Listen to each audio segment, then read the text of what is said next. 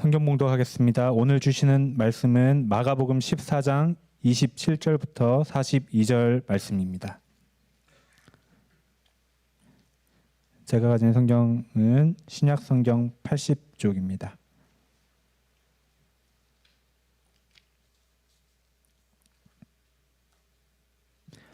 제가 먼저 한 절 읽고 교독하시겠습니다. 예수께서 제자들에게 이르시되 너희가 다 나를 버리리라. 이는 기록된 바 내가 목자를 치리니 양들이 흩어지리라 하였음이니라. 그러나 내가 살아난 후에 너희보다 먼저 갈릴리로 가리라. 베드로가 여짜오되 다 버릴지라도 나는 그리하지 않겠나이다. 예수께서 이르시되 내가 진실로 내게 이르노니 오늘 이 밤 닭이 뿔 전에 내가 세 번 나를 하리라.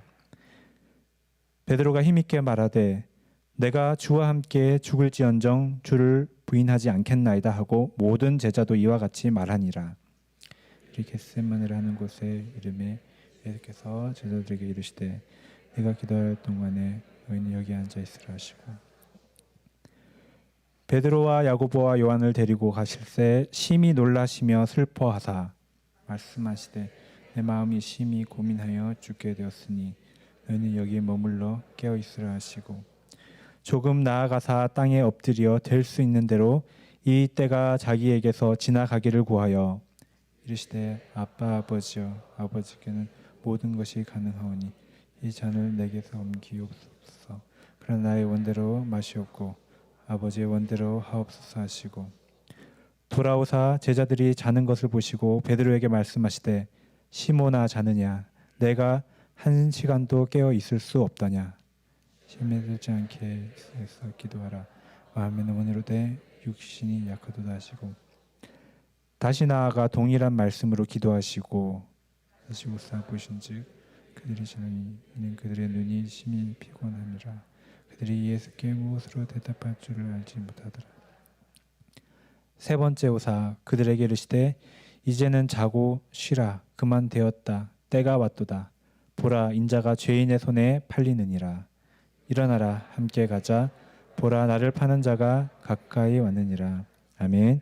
이 시간 유한 담임 목사님께서 마가복음 46번째 시간입니다.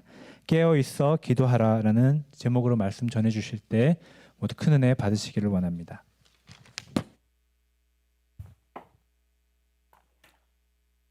할렐루야. 지난 수요일 애쉬 웬스데이를 시작으로 우리 사순절이 시작되었습니다. 매년 돌아오는 사순절이지만 이번 사순절 기간 동안 주님의 고난과 십자가를 묵상하면서 그 구원의 은혜와 또 하나님 주시는 그 은총이 우리 성도들의 심령 가운데 넘치기를 원합니다. 사순절 기간과 또 부활주일에 이르기까지 우리 마가복음 본문의 마지막 부분을 우리가 함께 나누게 됩니다. 예수님께서 십자가에 못 박히시도록 또 넘겨지시고 잡히시고 또 신문 받으시고 또 십자가에 못 박혀 죽으시고 부활하시길 장사되고 부활하시는 이 말씀들을 통해서 우리 주님을 향한 믿음과 또 우리에게 더하시는 그 은혜가 우리 성도들에게 있을 줄로 믿습니다. 우리 지난 시간에 이어서 마가복음 14장 말씀 계속 나누는데요. 제자들과의 유월절 식사가 마쳐진 후에 예수님은 제자들을 데리고 감람산 올리브산으로 올라가셨습니다. 26절에 이에 그들이 찬미하고 감람산으로 가니라. 요한복음에 따르면 이때 이미 가룟 유다는 이 예수님을 떠나서 어디론가 밤의 어둠 속으로 사라진 후였습니다. 예수님은 이 가룟 유다가 빠져 있는 11제자를 데리고 유월절 밤에 예루살렘 성을 나와서 기드론 골짜기를 거쳐서 그 감람산 기슭에 있는 겟세마네 동산으로 올라가셨습니다. 누가복음을 보면 예수님께서 이렇게 감람산으로 가신 것은 늘 하시던 습관을 따라 기도하시러 올라가셨다 말씀합니다. 또 요한복음에는 예수를 파는 유다도 그곳을 알더라 말씀합니다. 예수님을 넘겨줄 기회를 찾고 있었던 가룟 유다에게 밤이 되면 예수님께서 올라가셔서 기도하시던 감람산 겟세마네 동산은 예수님을 잡아 넘기기에 가장 좋은 시간, 가장 좋은 장소였을 것입니다. 그리고 바로 그곳에서 몇 시간 후가 되면 예수님은 잡혀서 대제사장과 장로들에게 넘겨지십니다. 예수님은 그것을 아시고 그렇게 될 것을 아시면서 기도하러 겟세마네 동산으로 올라가신 거죠. 그날 밤 감람산 겟세마네 동산으로 가시던 길에 예수님께서 제자들에게 말씀하십니다. 너희가 다 나를 버리리라. 예수님은 이것이 스가랴 선지자의 말씀대로 내가 목자를 치리니 양들이 흩어지리라는 그 말씀의 성취라고 하셨습니다. 목자이신 예수님의 죽으심은 하나님의 구원의 계획과 또 섭리 가운데 있는 것이고, 또 목자가 죽으면 힘없는 양들은 힘없는 양들인 제자들은 뿔뿔이 흩어지게 될 것을 말씀하고 계신 거죠. 하지만 예수님 말씀은 그것이 끝이 아니었습니다. 28절을 보시면 내가 살아난 후에 너희보다 먼저 갈릴리로 가리라 말씀하셨습니다. 예수님 죽으심이 끝이 아니죠. 예수님은 다시 살아나실 것입니다. 뿐만 아니라 제자들도 예수님과 함께 죽을까 봐 무서워서 예수님 버리고 도망치고 흩어지는 것으로 끝날 것이 아니라는 것을 미리 말씀하고 계시는 거죠. 하지만 베드로는 이 말씀을 들었을 때요, 다른 거는 못 듣고 제자들이 예수님을 버릴 것이다 라는 그 말씀만 들었습니다. 그리고는 다른 사람은 몰라도 절대 나는 그럴 일이 없다면서 호언장담합니다. 29절 말씀입니다. 베드로가 여짜오되 다 버릴지라도 나는 그리하지 않겠나이다. 다른 제자들은 다 그런다 해도 자신만큼은 예수님을 버리지 않겠노라는 베드로의 그 확신에 찬 목소리와 그 자신감, 여러분 느껴지십니까? 이 대답의 뒷면에는 내가 다른 제자들보다는 좀 낫다라는 은근한 자랑과 또 교만 또한 담겨 있는 거죠. 그런데 정말 베드로가 이 예수님께 말한 대로 정말 그렇게 할 수 있을까? 예수님 말씀하세요. 베드로가 바로 오늘 밤이 끝나기 전에, 닭이 2번 울기 전에 예수님을 모른다고 3번이나 부인할 것을 말씀하셨습니다. 자, 예수님은요, 이 베드로가 예수님을 부인하는 그 일이 먼 훗날에 몇 달 후에 몇 년 후에 이런 게 아니라 바로 몇 시간 후, 바로 오늘 밤, 이 밤이 끝나기 전에, 닭이 울기 전에 일어날 일이라고 말씀하시는 거예요. 예수 그리스도의 죽으심은 하나님의 뜻과 계획 안에서 필연적으로 일어날 일이고 이제 그 시작이 임박했음을 말씀하시는 것입니다. 하지만 베드로는요, 여전히 그리스도의 죽으심이 하나님의 계획 안에서 필연적으로 일어날 것을 알지 못했죠. 깨닫지 못했죠. 그 결과 그 일이 임박했다라는 것을, 그날 밤에 시작될 것이라는 예수님의 말씀도 듣지 못하고 있습니다. 그래서 베드로는 다시 너무나 쉽게 확신에 차서 나는 정말 아니라고, 난 정말 아니라고, 다른 사람 다 예수님 버려도 나는 예수님 버리지 않을 거라고 호언장담합니다. 31절이에요. 베드로가 힘있게 말하되 내가 주와 함께 죽을지언정 주를 부인하지 않겠나이다. 여기서 베드로가 힘있게 말했다라는 이 뜻은요, 아주 굉장히, 매우, 한량없이 이런 뜻입니다. 그리고 이어지는 이 베드로가 말한다라는 이 동사의 시제는요, 미완료 시제인데 베드로가 거듭거듭 반복해서 이 말을 하고 있는 모습을 지금 그려주고 있는 것입니다. 나는 절대로 예수님을 부인하지 않을 거예요 라고 계속해서 반복해서 이야기하고 있었다는 거죠. 베드로가 3번이나 예수님을 부인할 것이다 라고 말씀하시는 말씀을 듣고 나는 예수님과 함께 죽는 한이 있더라도 절대로, 원문을 보면 이중부정을 썼습니다. 절대로 그런 일은 없을 거라고, 나는 절대로 예수님 모른다고 부인하지 않을 거라고 자신의 그 강한 의지와 결심, 결단을 보여주고 있는 거죠. 자, 여러분, 예수님이 죽는 자리까지 따라가서 죽을지언정 주를 부인하지 않겠다라고 말하고 있는 이 베드로의 말은 정말일까요? 이거 진심입니까? 예, 저는 진심이라고 생각합니다. 다른 제자들도 베드로의 말을 따라서 예수님을 부인하지 않겠다고 말했는데 이 또한 진심이겠습니까? 예, 다른 제자들의 마음도 저는 진심이라고 생각합니다. 물론 서로 경쟁하듯이 베드로가 예수님 부인하지 않는다면 나도 부인하지 않을 거라고 치기 어린 호언장담이 섞여 있을 수는 있지만 이 말은 거짓말 아니었습니다. 이 마음만큼은 진실입니다. 여러분, 이 제자들 누굽니까?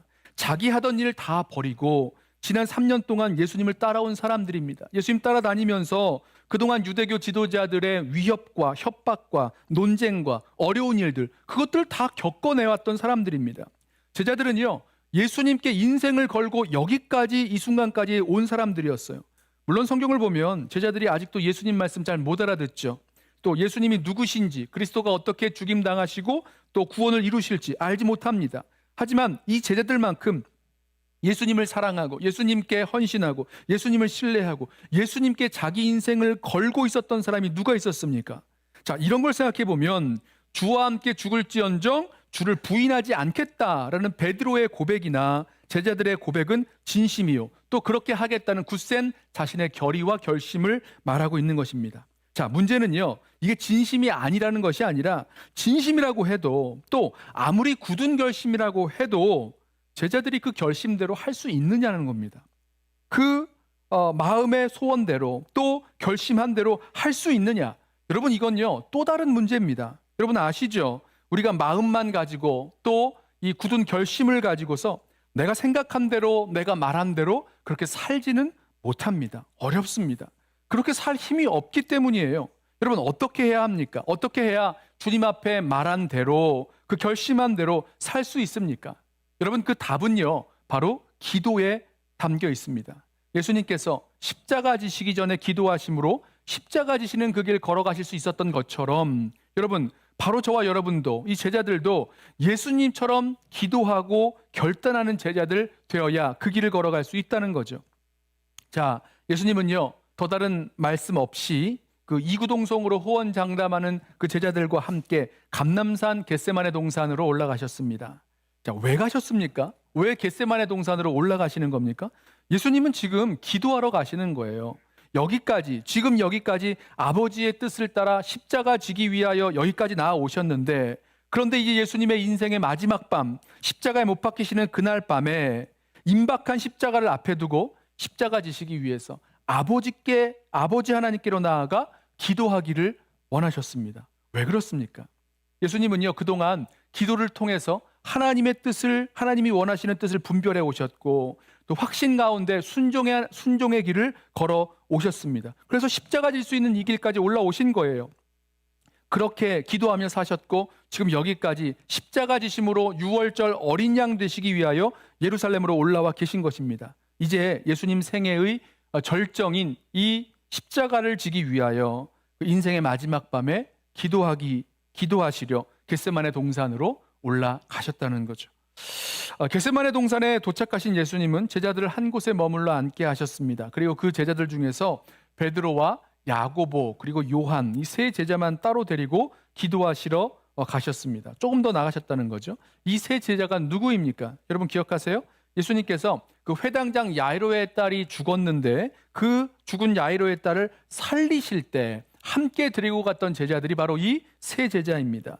이 세 제자는요, 예수님께서 변화산에서 기도하시다가 이렇게 변화되시는데 그때도 함께 데리고 가셨던 제자들입니다. 거기서 이야기를 들어요. 예수님께서 예루살렘에서 별세하실 것을 말씀하셨던 그 자리, 모세와 엘리야와 함께 그 예수님께서 별세하실 것을 이야기하는 그것을 들은 제자들이 바로 이들입니다. 뿐만 아니라 이 세 제자는요, 공교롭게도 예수님의 죽으심에 자신들이 함께 하겠노라고 호언장담했던 제자들입니다. 우리 조금 전에 읽었죠? 베드로가 말했습니다. 나는 죽을지언정 예수님을 부인하지 않겠습니다. 대답했습니다. 이와 마찬가지로 야고보와 요한이요, 이미 오래전에 예수님의 그 좌편과 우편에 앉게 해달라고 말씀드리면서 예수님께서 마시려는 그 잔 우리도 마시겠습니다 라고 대답했던 형제가 야고보와 요한입니다. 여러분, 예수님의 마실 잔이 무엇입니까? 인간의 죄에 대한 하나님의 진노의 형벌이 담겨 있는 것, 그것이 십자가죠. 바로 그것을 말씀하시는 것이었습니다. 야고보와 요한은 베드로처럼 예수님 말씀하시는 잔이 무엇인지 잘 모르지만 우리는 할 수 있노라고 대답했던 제자들. 자, 이 세 제자들을 데리고 겟세마네 동산에 올라가셔서 기도하시면서 그 자신의 심경을, 예수님의 마음을 제자들에게 말씀해 주십니다. 33절과 34절입니다.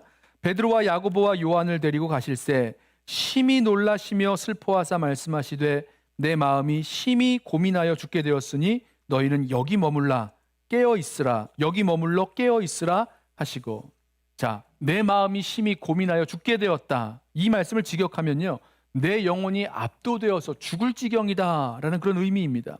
예수님은요, 자신의 생명을 많은 사람을 위한 대속물, 많은 사람의 생명을 살리기 위한, 값주고 사기 위한 대속 제물로 내어주려고 오셨다라고 말씀을 하셨어요. 그런데 이것이 사명이죠. 예수님께서, 하나님께서 아들을 보내신 이유, 예수님께서 이 땅에 오신 목적이죠. 알고 계셨습니다. 하지만 이것이 얼마나 고통스러운지도 지금 느끼고 계세요. 너무 고통스럽습니다. 심히 고민스럽습니다. 그 고민과 고통에 압도되어 죽을 것만 같다라고 느끼는 것입니다. 여러분, 십자가에 못 박혀 죽는 그 육신의 고통 얼마나 아프겠습니까? 그뿐만이 아니라 인간의 죄와 형벌을 다 담당하시는 그 십자가에서 하나님으로부터 완전히 버림받으시는 그런 고통을 느끼셔야 했습니다. 여기서 우리가 먼저 기억해야 될 것이 있죠. 여러분, 예수님께서 그 고통의 자리에서, 고통 가운데에서 기도의 자리를 찾아 올라가셨다라는 사실입니다. 어느 자리요? 고통 가운데 기도의 자리를 찾아가셨다. 여러분, 고통의 순간에 우리는요, 참 불평하기 쉽습니다. 원망하기 쉽습니다. 아, 왜 이런 겁니까? 왜 접니까? 왜 우립니까? 불평하고 원망하기 쉽습니다. 때로는 낙심하죠. 다 포기해버리고 아무것도 안 하고 주저앉아 버릴 수 있습니다. 또 여기저기 사람 찾아다니면서 하소연도 하고 좀 내 말을 좀 들어보라고, 또 이렇게 좀 해달라고 호소할 수도 있습니다. 그런데요, 예수님은 다른 것 안 하시고요, 오직 한 가지를 하셨는데 바로 하나님 아버지께 나아가 기도하는 자리로 나아가셨습니다. 여러분, 저와 여러분도 예수님을 본받아 이 고통 가운데에서도 아버지께 기도하기 위한 그 자리로 올라갈 수 있는 저와 여러분 되기를 원합니다.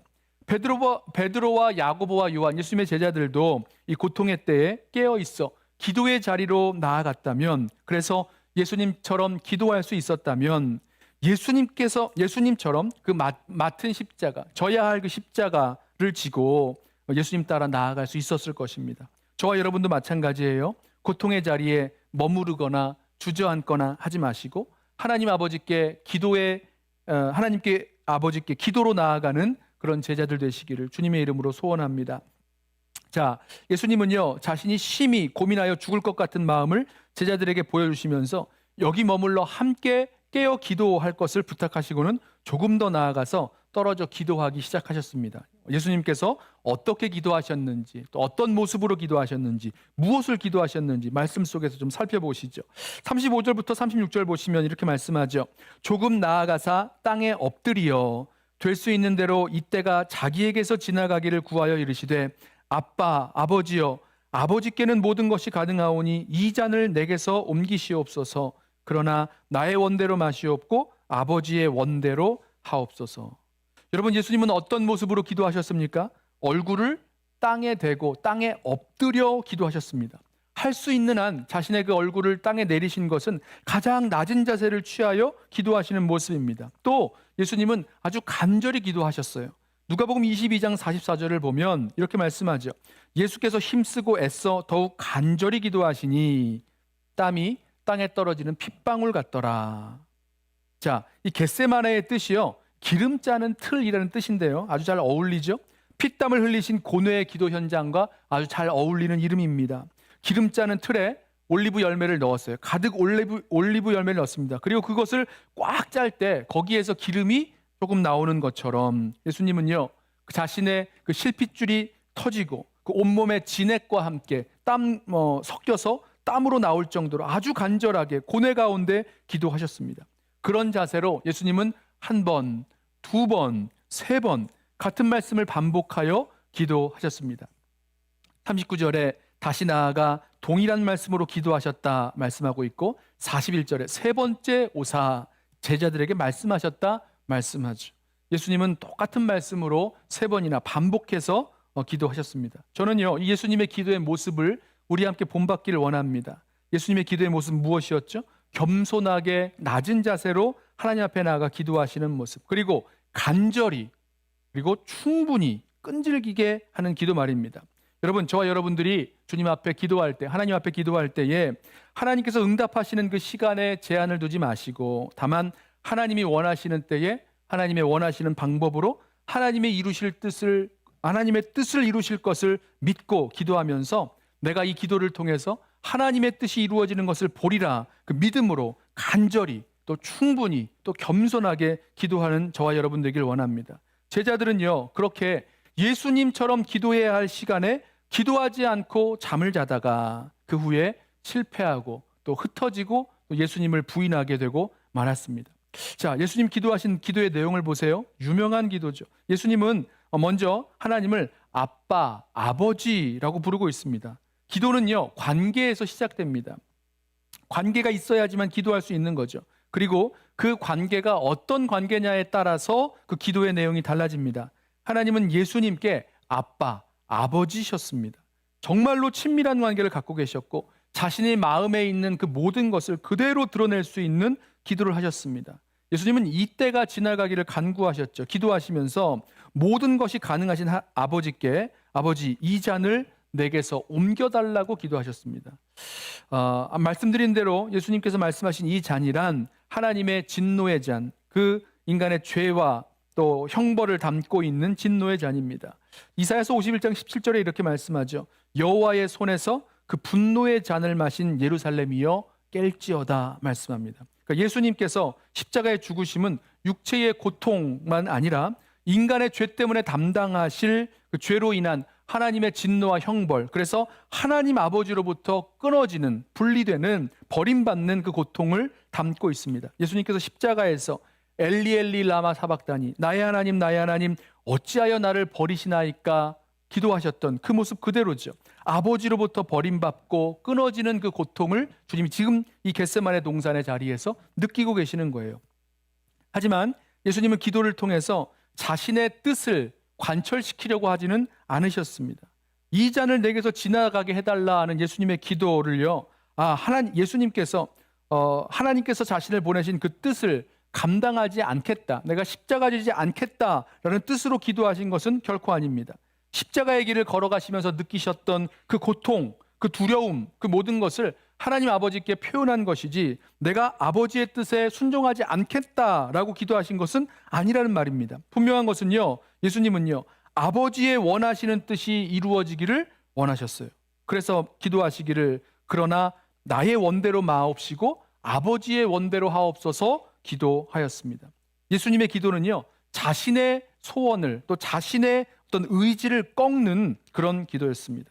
자신이 겪을 십자가의 고통에도 불구하고 나의 그 뜻을 하나님의 뜻에 복종시키는 그런 기도의 모본을 보여주셨어요.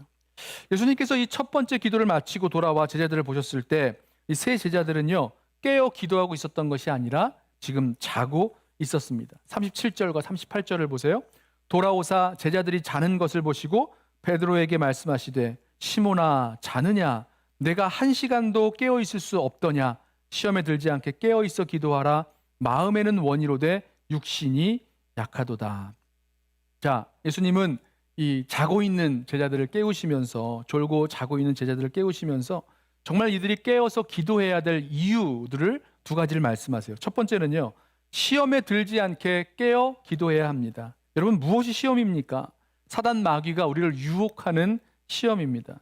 모든 일들이 내 마음대로, 내가 원하는 대로, 나를 기쁘게 하는 대로만 되어야 한다는, 기쁘게 하는 대로만 돼야 된다고 생각하고 주장하는 것, 이런 것이 유혹이죠. 시험이죠.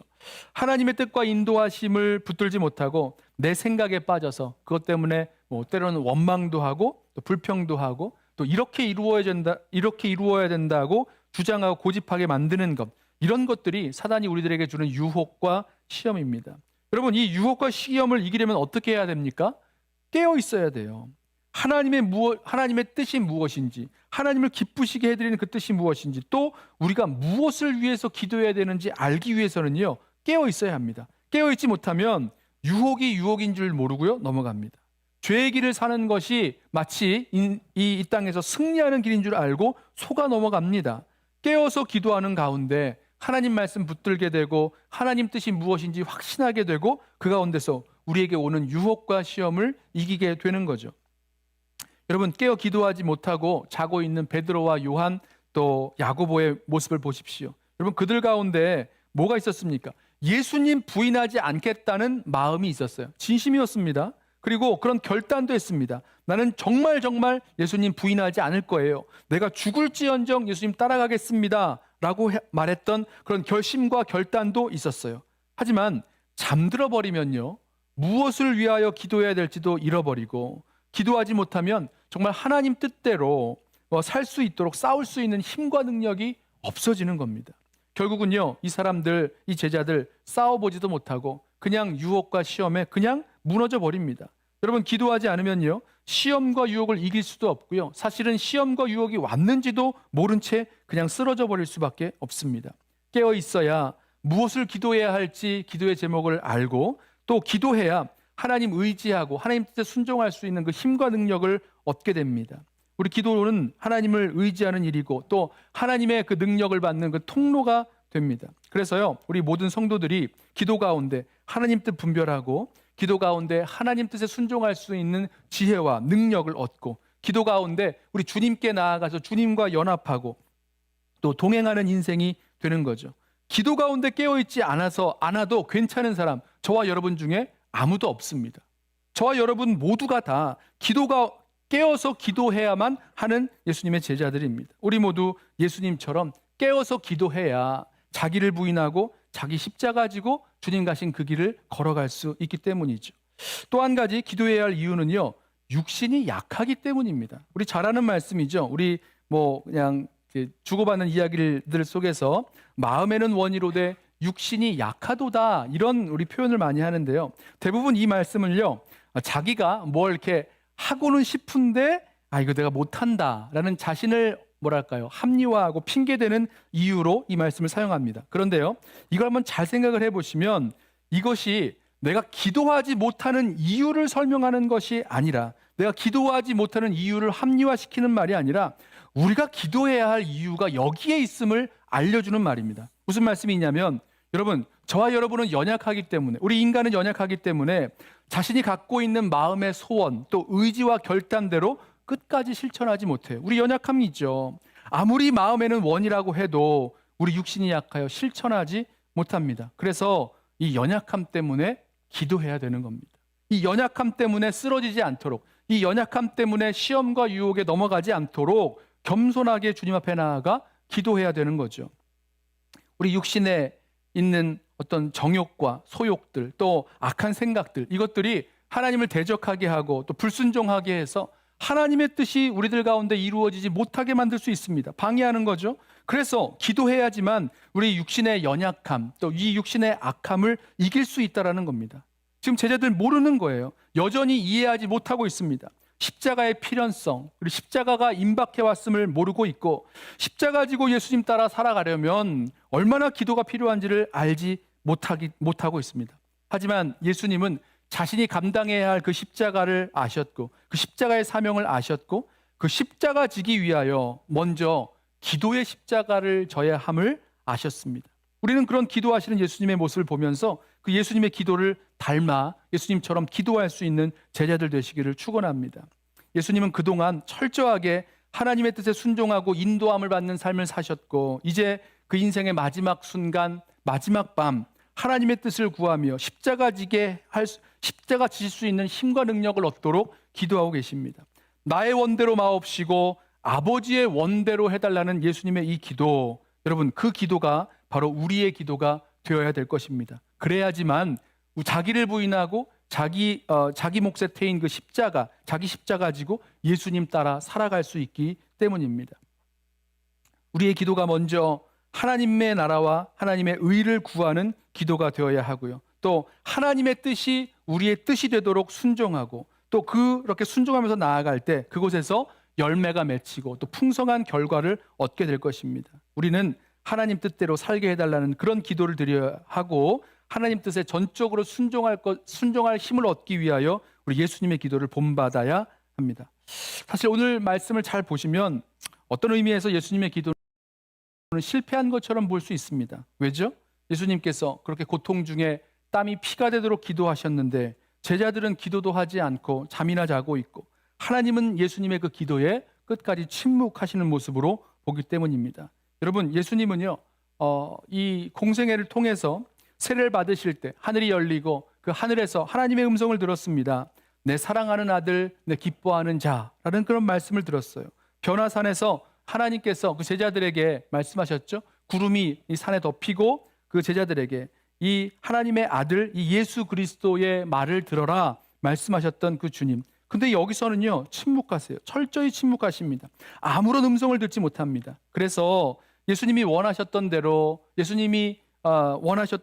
그 잔을 지나가게 하지 못하셨고, 결국 응답받지 못한 기도로 볼 수 있습니다. 여러분, 그러나 겟세마네 기도는요, 실패한 기도가 아닙니다. 왜냐하면 이 겟세마네에서 기도하신 예수님께서 하나님의 뜻이 이루어지는 기도를 하셨기 때문입니다. 그래서 성공적인 기도예요. 자기를 부인하고 자기 십자가 지고 갈 수 있게 되는 것, 그것이 바로 성공적인 기도죠. 자, 이제 예수님께서 다시 오셔서 제자들이 자고 있는 것을 보십니다. 39절과 40절. 다시 나아가 동일한 말씀으로 기도하시고 다시 오사 보신즉 그들이 자니 이는 그들의 눈이 심히 피곤함이라. 그들이 예수께 무엇으로 대답할 줄을 알지 못하더라. 두 번째 기도하고 와서 보시니까 또 자고 있어요. 또 분명히 깨워 놓았는데 또 자고 있습니다. 자, 제자들이 여전히 모르고 있는 거죠. 앞으로 무슨 일이 일어날지를 알지 못합니다. 피곤합니다. 그래서 그냥 안일하게 생각하고 잠들어 버렸어요. 깨어 기도하지 못하고 있습니다.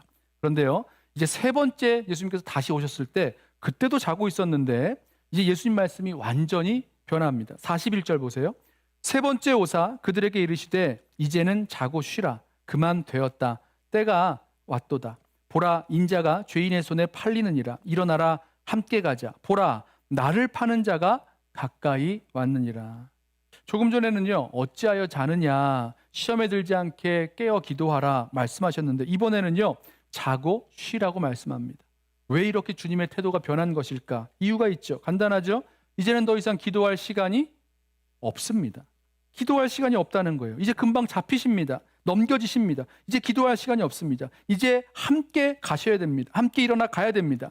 예수님을 파는 자, 가룟 유다죠, 가까이 왔다 말씀하십니다. 여러분, 저는 이 모습을요, 저와 여러분들이 분명하게 붙들길 원합니다. 우리 쉽게 생각하기에 그래, 내가 지금 기도 못하면 다음에 기도할 수 있지, 다음에 기도할 수 있을 거야 라고 생각하고 기도를 미루고 넘어갈 수 있습니다. 그런데요, 예수님께서 성령으로 우리들 심령 가운데 기도하게 하실 때에, 기도의 마음을 주실 때 여러분 그때 기도하셔야 됩니다. 그때 기도하셔야 이 모든 시험과 유혹을 이기고 또 자기를 부인하고 자기 십자가를 지고 예수님 따라 살아갈 수 있기 때문이죠. 다음이 없어요. 다음에 기도할 수 있는 기회가 늘 있는 것이 아니라는 것입니다. 자, 오늘 말씀을 좀 정리를 좀 해보겠습니다. 여러분, 죽을지언정 주를 부인하지 않겠다라고 확신했던 제자들, 그 마음에 소원이 있었어요. 그 마음에 결단이 있었습니다. 그러나 그 마음의 소원과 결단만으로는 결코 되지 못했습니다. 시험에 들지 않도록 깨어 기도해야지만 그 연약한 육신을 이기고 예수님처럼 그 십자가의 길을 걸어갈 수 있었다는 거죠. 여러분, 깨어서 기도해야 할 시간에 기도하지 못한다면 시험이 닥쳐왔을 때 제자들처럼 예수님 부인하고 또 그 십자가를 피하고 도망칠 수밖에 없는 것입니다. 만약 우리들 가운데 기도해야 할 시간에 또 성령께서 우리들 가운데 깨어 기도하라고 말씀을 하심에도 불구하고 여러 가지 문제에 눌려서 또 염려에 또 낙심하여서 기도하지 못하고 계신 분들 아니 계십니까? 제자들에게 찾아오셔서 안타까운 심정으로 주님께서 깨우셨던 것처럼 성령께서 우리 심령 가운데 기도하도록 깨우고 계시다면 지금 이 시간에 그리고 오늘부터 그리고 이 시간부터 정말로 주님 앞에 기도하며 나아갈 수 있는 저와 여러분 되기를 원합니다. 시련이 닥쳐올 때에 낙심하지 마시고 기도하십시오. 기도하되 반복해서 끈질기게 충분하게 기도하십시오. 아버지의 뜻을 구하며 순종하기 위하여 기도하십시오. 기도하는 가운데 믿음으로 나아갈 수 있는 그런 결단을 생길 수 있도록 기도하며 나아가겠습니다. 예수님처럼 하나님 기뻐하시는 뜻을 구하고 그 뜻과 인도하심에 순종하는 기도를 통해서 자기를 부인하고 자기 십자가를 지고 예수님 따라 살아갈 수 있는 우리 모든 성도들 되시기를 예수님의 이름으로 부탁하며 축원합니다. 기도하겠습니다.